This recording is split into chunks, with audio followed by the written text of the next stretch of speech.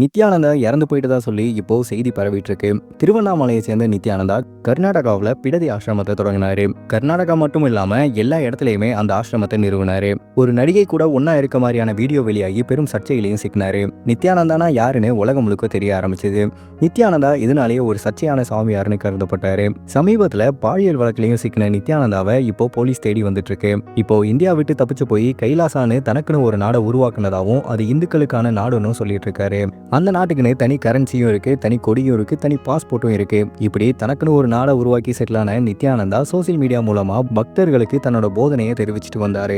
இந்த நிலைமையில தான் திடீர்னு நித்யானந்தா இறந்து போயிட்டதா சொல்லி அவரோட சகோதரி மகன் சொன்ன விஷயம் இப்போ பெரும் பரபரப்பை ஏற்படுத்தியிருக்கு. நித்யானந்தா எப்போ இறந்தாரு, எப்படி இறந்தாருன்னு பல கேள்விகளையும் எழுப்பிட்டு இருக்கு. இந்த நிலைமையில தான் நித்யானந்தா சில நாட்களுக்கு முன்னாடி டயாலிசிஸ் பண்ணிட்டு வந்துட்டு இருந்ததா அவரே சொல்லியிருந்தாரு. அதனால தன்னோட உடல்நிலை ரொம்ப மோசமா இருக்குதாவும் சொன்னாரு. இப்போ நித்யானந்தாவோட சகோதரி மகன் சொன்ன செய்தி இப்போ பெரும் பரபரப்பையும் ஏற்படுத்தியிருக்கு. உண்மையிலே நித்யானந்தா இறந்து போயிட்டாரா அப்படின்னு பலரும் கேள்வி எழுப்பிட்டு வந்துட்டு இருக்காங்க.